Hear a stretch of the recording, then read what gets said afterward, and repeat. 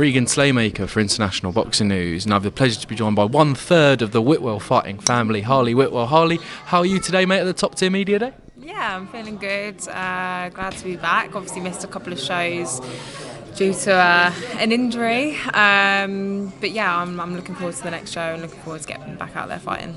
Definitely, mate. Obviously, I want to touch on the negatives before we get into the big positives. But I mean, slightly frustrating year for yourself this year. But how has the recovery been and kind of the journey back from injury as well? Yeah, recovery's gone well. Obviously, it's been over a course of a few months, as most, depending on how bad they are. So yeah, I've got a good team behind me, like physios and stuff, who give me obviously all the information, and they help with the rehab and stuff. So yeah, it's going really well, and we're getting there, and I'm picking up like a lot of strength and confidence back up again. So yeah, we're definitely on the road to recovery, if not recovered.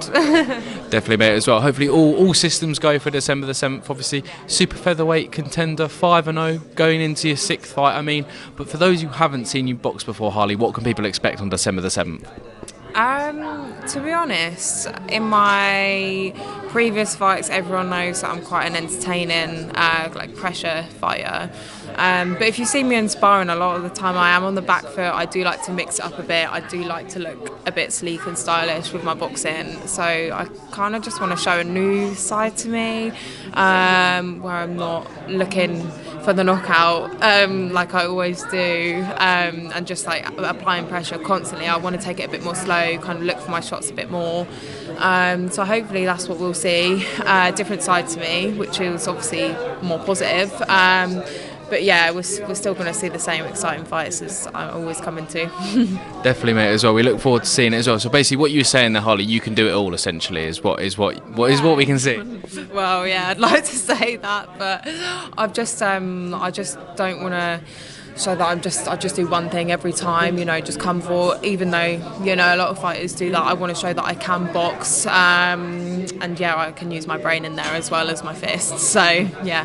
Definitely as well. I mean, another show of Johnny's on DAZN. I don't think Top Tier are going anywhere. I feel like I say this in every interview. It's disrespectful to call them small hall, but I mean it's a great vibe in the arena as well. But live on DAZN, it's a great platform for yourself to show the world kind of what you're about as well. Yeah, like all the production side of things, like you don't get that at like the York Hall shows anymore. Like it's it's really good, and it does feel like you're on one of the big shows, especially now it's on DAZN as well. So yeah, I just love being on these shows, and everyone that I bring along as well, they love it. Yeah, I'm grateful that Johnny likes working with me, and he likes to have me back on the show. So yeah. Definitely as well. If you don't mind, Harli, I'm going to stir the pot a little bit. There is another super featherweight title fight on this card as well between Louise Orton and Katie Smith. I mean, definitely a win on December the 7th. You're targeting the winner, it's fair to say? Yeah, well, obviously we're just testing my knee out for the next fight, and then going into next year. Obviously, I was going to fight for the Commonwealth Silver on my last fight with Chelsea Arnell. But yeah, obviously these are all potential fights, people that I'm going to have to come across. But yeah, I don't like to call people out at this stage, obviously. Just want to see how my next fight goes, and then we'll move on to the next part after. But definitely, no, leave me to stir the pot, Harli. Yeah. Don't let anyone else do it. Don't let anyone else do it as well. Definitely as well. What I will say though, speaking to Louise just now ahead of her fight, the women's game is great because one minute you're sparring each other and you're close mates, and the next minute you're in title fights together, and then it can kind of rinse and repeat the same thing. I mean, whatever the situation is, the women's game is going from strength to strength, but also the fights are going from strength to strength. Fights that you want to be involved in as well, that are 50-50s and get the fans entertained as well.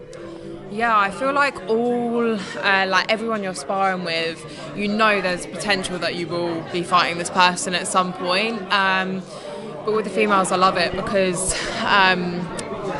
yeah, like even before the fights, everyone gets a little bit rowdy, but then after, everyone's best mates again. Like that's just how it is. So, yeah, I know that there's so many 50-50 fights out there for me that are going to be entertaining, and I'm honestly buzzing to get round to it.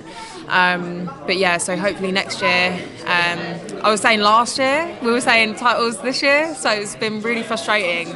Obviously, the last 6 months I've kind of just been down and out.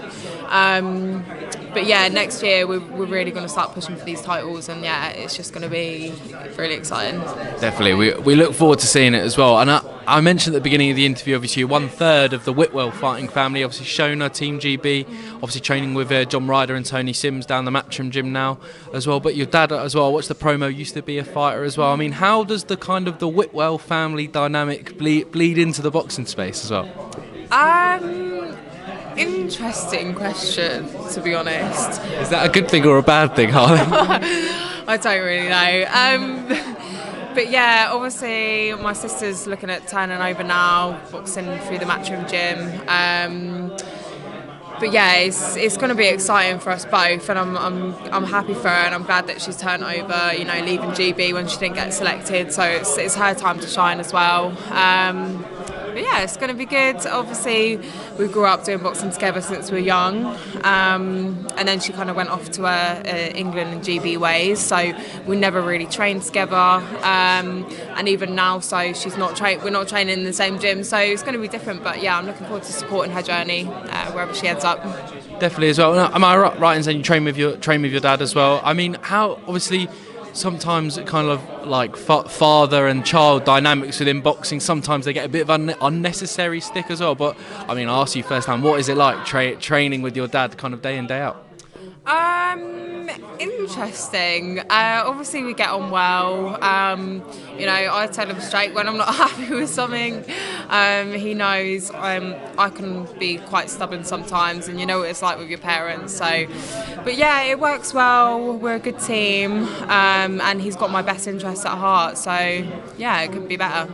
Definitely as well, and we look forward to seeing the dynamic duo back on December the 7th as well. Harli, I mean, we smashed through my questions. Final one, we ask everyone who comes on the channel this, when all's said and done, what does boxing mean to you? Boxing is my purpose, I would say. Yeah, it helps me find who I am, and I'm still learning, I'm still on a long journey. So yeah, I would just say it's my purpose. That's one of the best answers to that question that we've had. Harli Whitwell, thank you very much for your time today, mate. Best of luck December the 7th. Cheers. Thank you.